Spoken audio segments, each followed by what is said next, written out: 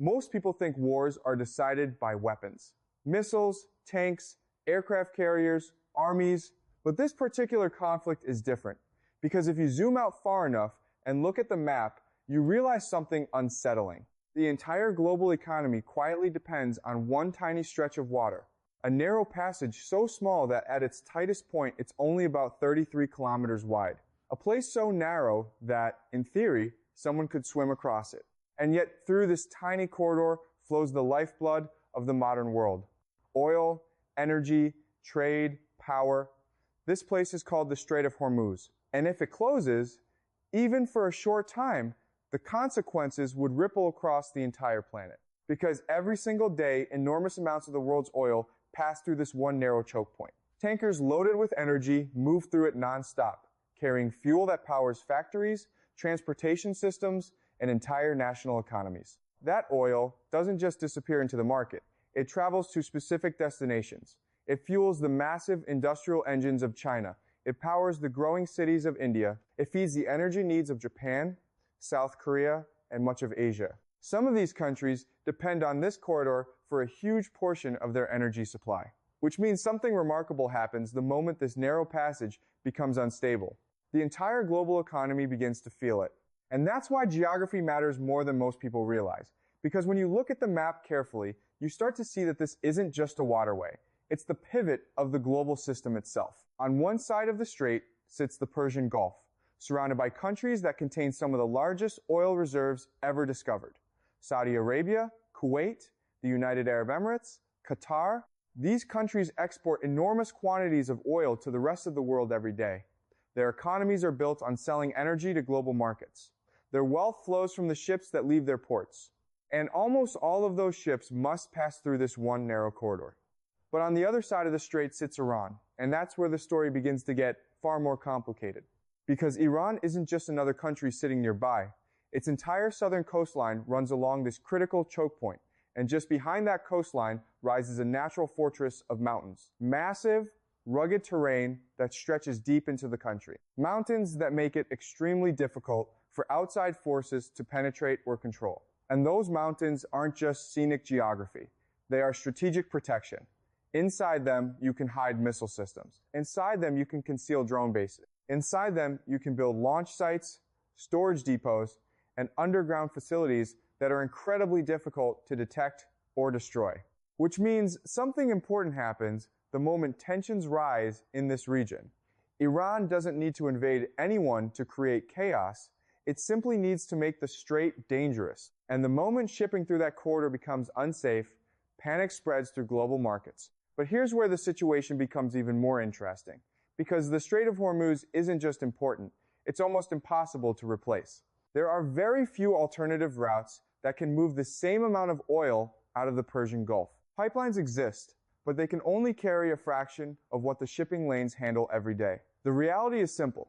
The world's energy system relies heavily on tankers moving through the specific passage. And if those tankers stop moving, even briefly, the consequences arrive quickly. Oil prices surge. Insurance rates for ships skyrocket. Energy markets become unstable. And within weeks, countries thousands of miles away begin feeling the pressure. Factories slow down. Transportation costs rise. Governments begin scrambling for emergency solutions, all because of one narrow strip of water. But to truly understand why this region matters so much, you have to look beyond oil, because this isn't just about energy. It's also about the foundation of the global financial system. Most people assume that global power comes from military strength alone. Aircraft carriers, fighter jets, military bases. And those things do matter. But there's another layer of power that operates quietly in the background. A financial system that supports the entire structure of the modern economy. That system revolves around something known as the petrodollar. The concept is surprisingly simple. Oil, the most important commodity in the world, is primarily traded in US dollars. Which means if a country wants to buy oil, it first needs access to dollars. That requirement creates enormous global demand for the American currency. Countries accumulate dollars so they can purchase energy. Oil exporting states earn massive amounts of dollars when they sell their resources. And then those dollars often flow back into Western financial markets. This creates a cycle. Oil is sold for dollars. Those dollars are invested in global markets. Those investments strengthen the financial systems that support the global economy, which means something surprising happens when you look closely at the Persian Gulf. The countries exporting oil aren't just energy suppliers, they're also major investors. Their sovereign wealth funds pour enormous sums of money into global assets. They invest in technology companies, infrastructure projects, financial markets, and multinational corporations. Billions of dollars flow from the Gulf into the Western economic system. And that creates a fragile balance. Because if energy exports suddenly collapse, the money flowing through that system begins to slow down too. Think about the chain reaction. If oil shipments stop, Gulf states lose massive revenue. If that revenue disappears, those countries can no longer invest overseas at the same scale. If those investments shrink, financial markets feel the pressure. And when financial markets start shaking, the effects ripple outward through currencies, companies, and economies around the world. A regional conflict suddenly becomes a global financial shock. But the story becomes even more surprising when you examine the Gulf countries themselves. Because despite their immense wealth, many of them share a hidden vulnerability. They depend heavily on the outside world to survive. Look at the environment they occupy. Much of the region is desert. Rainfall is extremely limited. Agriculture is difficult. Natural freshwater sources are scarce. The massive modern cities we see today didn't grow because the land supported them naturally. They grew because oil wealth allowed these countries to import everything they needed: food, technology, infrastructure, materials. Ships arrived constantly bringing supplies from around the world, and that creates an enormous dependency. Many Gulf countries import the majority of their food supply.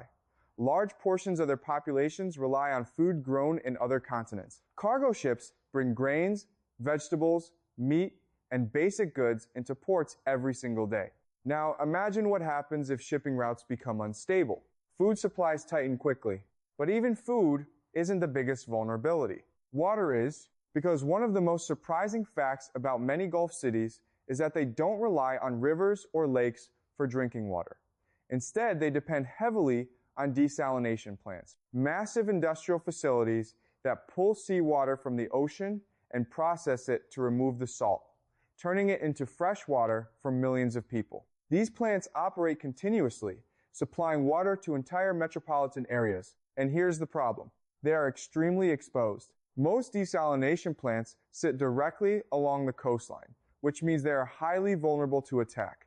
A missile strike, a drone swarm, even limited sabotage could disrupt the water supply for enormous populations. And suddenly, you begin to see this strange strategic imbalance in this region. Iran sits behind mountains that provide concealment and protection. Hidden among those mountains are weapon systems that can reach targets across the Gulf. Meanwhile, many Gulf states lie across wide, flat desert landscapes. Their critical infrastructure is visible and exposed. Oil fields, refineries, ports, airports, water facilities. From a military perspective, these are targets that are extremely difficult to defend completely, which creates a dangerous reality. If Iran chose to escalate a conflict in the region, it wouldn't necessarily need to invade its neighbors. It could simply begin targeting infrastructure, energy facilities, shipping lanes, water systems. The objective wouldn't be conquest. The objective would be disruption. And disruption alone could destabilize entire economies. But before it starts to sound like one side holds all the advantages, there's another layer to the story. Because Iran itself faces its own vulnerabilities. Iran has been dealing with serious environmental stress for years. Long periods of drought, declining water supplies, and climate pressures have strained its infrastructure. Reservoirs have shrunk. Agricultural regions have struggled. Water management has become a growing national challenge, which means Iran also depends heavily on critical water systems, dams, reservoirs, pumping stations, and power plants that sustain its population. And those systems can be targeted too. If those facilities were destroyed or disrupted, millions of people could suddenly face water shortages. Agricultural production could collapse. Cities could experience severe hardship. In other words, the same strategy Iran could use against its neighbors could also be used against Iran. And that transforms this potential conflict into something deeply dangerous. Not a traditional battlefield war, but a war targeting the basic systems that keep societies functioning. Instead of armies clashing across front lines, the targets become infrastructure. Energy networks, ports, water systems, power stations, transportation routes. A war where the real battlefield becomes the survival of everyday life. And when wars reach that level, escalation becomes extremely difficult to control. Because once infrastructure begins collapsing, governments face enormous pressure to respond. Populations panic, economies stall, political leaders are pushed toward stronger and stronger retaliation. Which raises a terrifying question. What happens if one side starts losing badly? Would they escalate further? Would they reach for weapons that were never meant to be used? Because behind every major conflict in the modern era stands a shadow that has shaped global strategy for decades: nuclear weapons. If a nation believes its survival is at stake, the temptation to escalate becomes much stronger. And once nuclear weapons enter the conversation, the scale of the conflict changes completely. But nuclear escalation isn't the only factor that could transform this regional crisis into something much larger. The real danger lies in who else might become involved. Because the moment global energy supply is threatened, other powers begin paying close attention. Europe relies heavily on imported energy. Asian economies depend on stable oil flows from the Gulf. China, India, Japan, and South Korea all rely on shipments passing through the Strait of Hormuz. If those shipments collapse, pressure builds for outside powers to intervene. And that's when regional conflicts stop being regional. Because when major global powers begin choosing sides, wars can spiral into something far bigger than anyone originally intended. History has seen this pattern before.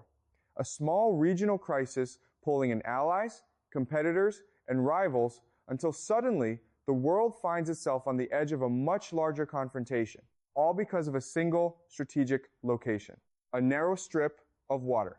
But before we even reach that point, there's a much more immediate question that military planners are quietly asking right now. If tensions continue rising, could Iran actually shut down the Strait of Hormuz? Because the answer to that question could determine whether this crisis remains a regional conflict or becomes the moment the global system itself starts to crack. And the truth about that possibility is far more complicated than most people realize.